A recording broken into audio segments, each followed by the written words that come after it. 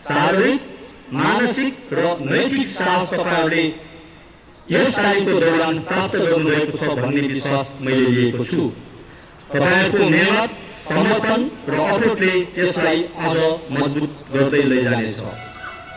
शान्तिको समयमा सेनाको प्रमुख दायित्व भविष्यमा सामना गर्नुपर्ने चुनौतीलाई दृष्टिगत गरी दक्ष र पेशेवर फौज तयार गर्नु हो। यस कार्यलाई सफल तुल्याउन हामीले वैज्ञानिक, वस्तुगत र मिशन प्राप्तिलाई केवल पुरानै किसिमको तालिम सञ्चालन गराउँदै आएका छौँ। नेपाली सेनामा सञ्चालन हुने सबै तालिमहरू आधुनिक पद्धतिमा आधारित रहेका छन्। नेपाली सेनामा सञ्चालन हुने तालिमहरूको योजना, तयारी, व्यवस्थापन, सम्पादन, सुपरिवेक्षण र मूल्याङ्कन सम्बन्धित प्रदेशहरूबाट गराई तालिम अझ सशक्त, व्यावहारिक, सोच साधन सम्पन्न र भरपर्दो बनाउन नेपाली सेना कटिबद्ध रहेको समेत जानकारी गराउन चाहन्छु। राष्ट्रियता, राष्ट्रको सार्वभौमसत्ता, अखण्डता तथा सुरक्षा र राष्ट्रवासीको हक, हित र अधिकार संरक्षणका लागि प्रतिबद्ध नेपाली सेनाको मूलभूत दायित्वलाई मनन गरी आवश्यक परेको बेलामा राष्ट्र र जनताको लागि प्राणको आहुति दिन समेत पछि नपर्ने प्रण गर्नु सेनाको धर्म र कर्म हो। आफ्नो जिम्मेवारी निर्वाह गर्नमा तपाईहरु सदैव प्रतिबद्ध रहनुहुनेछ भन्ने विश्वास लिँदै तपाईहरुको आगामी दिनहरूको पूर्ण सफलता र उत्तरोत्तर प्रगतिको कामना गर्दछु।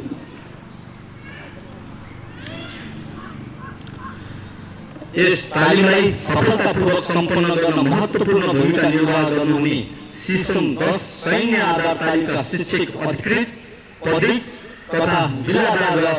श्री नम्बर 22 बाहिनी अड्डा लगायत सम्पूर्ण सकल दर्जाहरू साथै श्री सैनिक ब्यान्डलाई हार्दिक धन्यवाद दिन चाहन्छु। आफ्नो सन्ततिलाई यस संस्थामा प्रवेश गर्न प्रोत्साहित गर्नुहुने सम्पूर्ण अभिभावकहरूप्रति पुनः हार्दिक आभार व्यक्त गर्दै यस समारोहमा आफ्नो गरिमामय उपस्थितिको लागि सम्पूर्ण अतिथि महानुभावहरूमा समेत हार्दिक धन्यवाद ज्ञापन गर्दछु। और हामी सबै मिली जय जयकार मनाऊ।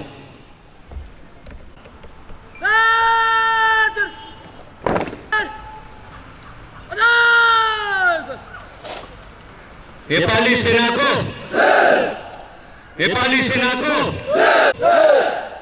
श्री नम्बर 22 बाहिनी अड्डाको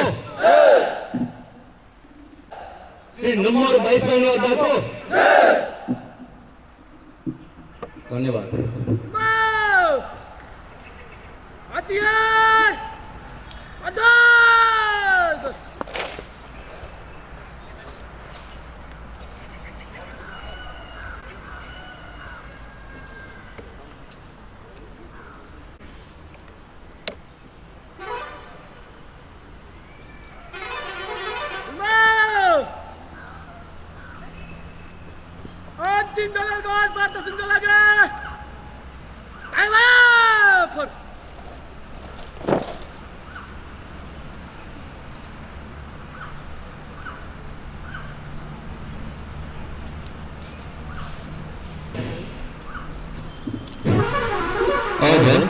सैन्य जवानहरू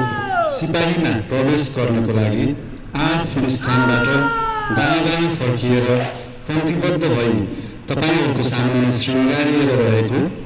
प्रवेशद्वारबाट प्रवेश गरी सैन्यबाट सिपाही हुँदैछन्।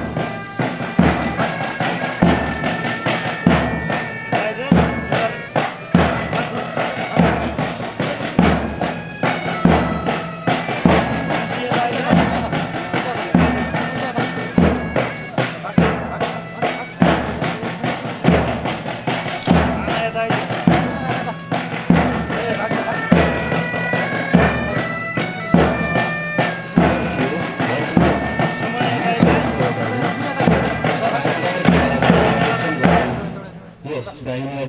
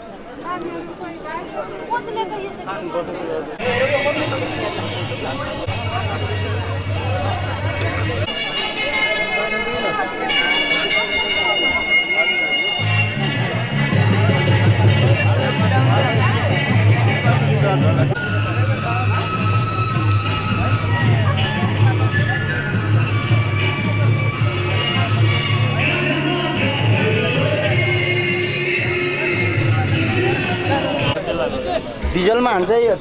डिजलको बिचमा तल कति जति सक्दो चाँडै भयो हुन्ने हो रे ल कतिजना भयो प्रभात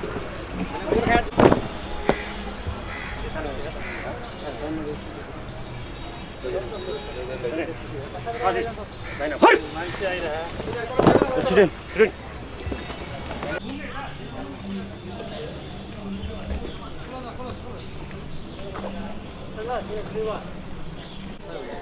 छोए हुन्छ कि छोए हुन्छ छोए एकले अर्का छो त छोएपछि त्यो पछाडि त्यो पछाडि सैन्य भनेको को सैन्य सारा सैन्य काशी भइसक्यो यो चाहिँ अब नेपालको चाहिँ हामी चाहिँ के त भन्दाखेरि आज चाहिँ 3 नम्बर 22 लाइन अड्डामा किसम 10 सैन्य आधारमा चाहिँ हामी प्रवेश गरेर आज काशी भइसकेका छौँ। नेपालको संविधान अनुसार अनुसूचित 2 दफा 9 को उपदफा 2 र दफा 16 सँग सम्बन्धित छ यो शपथको ढाँचा। म जे भन्छु त्यही भन्ने है नाम चाहिँ आफूले लिनु पर्यो हो कि है आफ्नो नाम भन्न म शङ्करराज भट्ट ईश्वरको नाममा शपथ लिन्छु सत्य निष्ठापूर्वक प्रतिज्ञा गर्दछु कि नेपालको राजकीय सत्ता र सार्वभौम सत्ता नेपाली जनतामा मात्र निहित रहनुपर्ने भनी जनताद्वारा जनआन्दोलन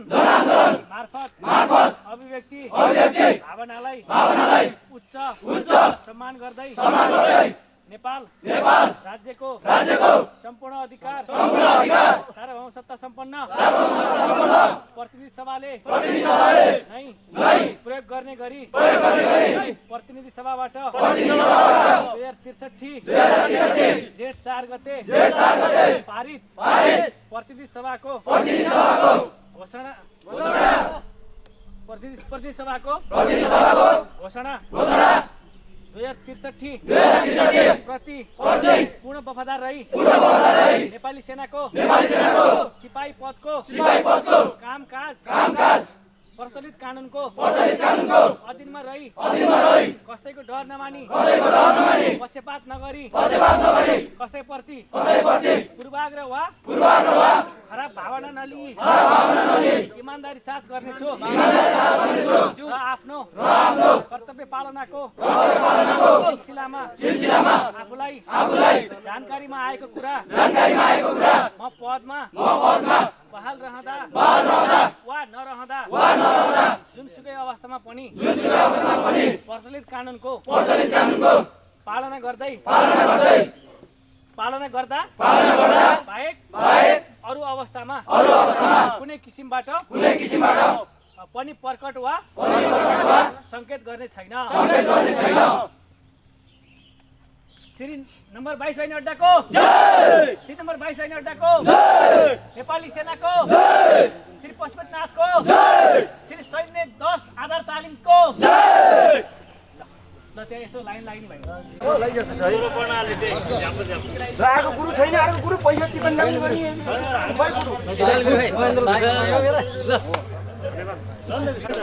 ल यसै ल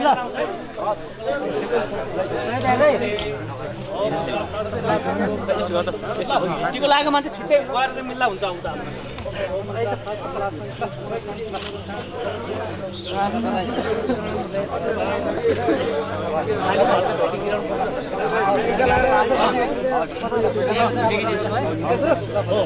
ल टिको लाग्यो भाइ जग्गा छोडे हुन्छ ल मिलाउनु अन्त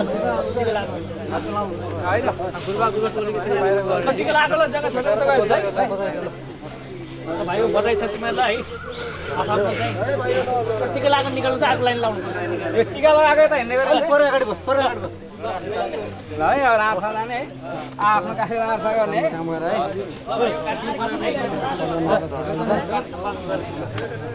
पण्डितजी हो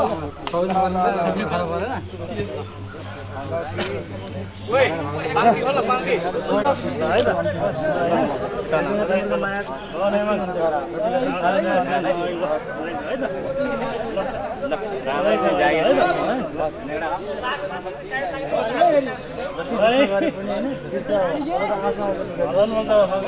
भेट्नु आयो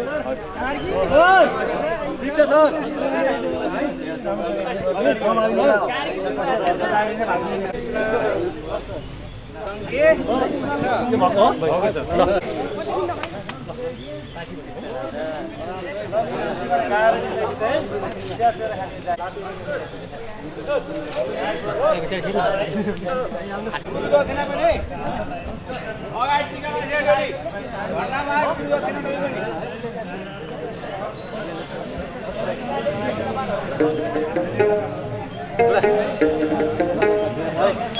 ल